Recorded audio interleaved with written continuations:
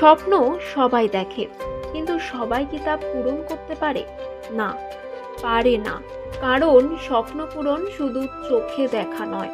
স্বপ্ন পূরণ মানে রাতের পর রাত জেগে থাকা, আত্মীয় বন্ধুদের বিয়ে মিস করা, বারবার হেরে গিয়েও আবার উঠে দাঁড়ানো। মালদার এক প্রত্যন্ত গ্রাম সাতটারি, সেখানেই জন্ম এক লড়াকু সন্তানের, অভিজিৎ চৌধুরী। পড়াশোনা ছোট্ট স্কুলে, পাশে চলেছে অভাব, কষ্ট, দায় দায়িত্ব, কিন্তু একটা জিনিস কখনো হারায়নি, স্বপ্ন, দেশের সেবা করার স্বপ্ন।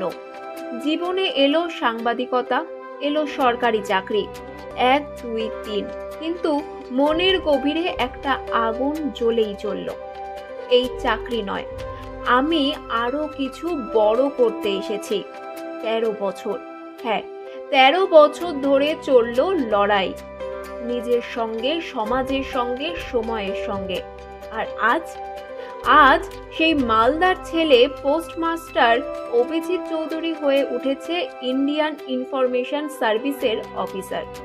দেশের অন্যতম কঠিন পরীক্ষা ইউপিএসসিতে নজর কাড়া সাফল্য। আজ সে পৌঁছে গেছে কেন্দ্রীয় তথ্য সম্প্রচার মন্ত্রকে। এটা শুধু একটা চাকরি নয়, এটা প্রমাণ, যদি মন থেকে চাও আর থেমে না যাও, তাহলে কিছুই অসম্ভব নয়। অভিজিৎ আমাদের দেখিয়ে দিয়েছে, গ্রাম থেকে উঠে এসে শহরের আলো ছোঁয়া যায়। সংঘর্ষ করে গেলে সাফল্য তোমার হবেই।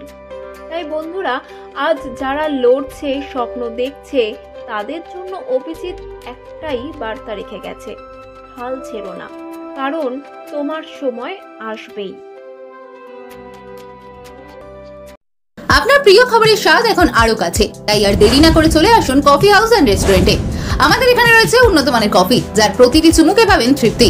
ব্রেকফাস্ট থেকে শুরু করে ডিনার পর্যন্ত নানান ধরনের ভুরি ভোজের এখন একটাই ঠিকানা, বেলদা কাঁথি বাইপাস, খাকুরদা বাজার সংলগ্ন কফি হাউস এন্ড রেস্টুরেন্ট।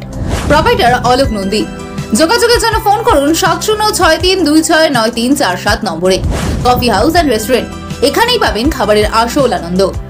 এটাই যেহেতু ডিরেক্ট রিক্রুটমেন্ট এবং পড়াশুনো ও অভিজ্ঞতা দুইয়ের ভিত্তিতে আর কি শর্ট লিস্টিং হয়েছিল।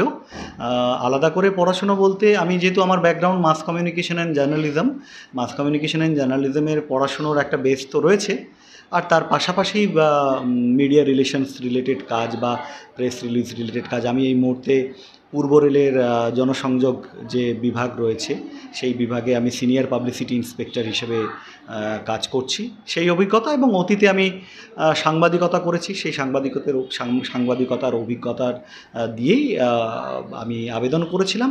এবং ইউপিএসসি বিভিন্ন ধাপে স্ক্রুটনি করে, এবং স্ক্রুটনি করার পর এই 2021 আইআইএস পরীক্ষার জন্য 20টা ভ্যাকেন্সির জন্য ফাইনালি 130 জনকে শর্টলিস্টেড করে ইন্টারভিউয়ের জন্য, এবং সেখান থেকে এই 20টি ভ্যাকেন্সির এগেনস্টে মাত্র 17 জনকে আর কি রিকমেন্ড করেছে। সেই 17 জনের মধ্যে একজন আমি।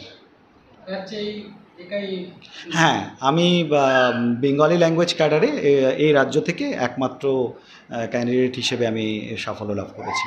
আমার হাজব্যান্ড আগে পোস্টালে ছিল, তারপরে আমার যখন বিয়ে হয় তখন কোর্টের পরে এখন হচ্ছে বর্তমানে সিনিয়র পাবলিসিটি ইন্সপেক্টর রেলওয়েতে আছেন, আর রিসেন্টলি তো ইউপিএসসির এটা উনি ক্র্যাক করেছেন। কেমন লাগছে? অদ্ভুত অভিজ্ঞতা, মানে আনন্দের একটা মুহূর্ত। কাল থেকে এখনও পর্যন্ত বিশ্বাস করে উঠতে পারছি না, কিন্তু পরিবারের সবাই আমরা ভীষণ খুশি।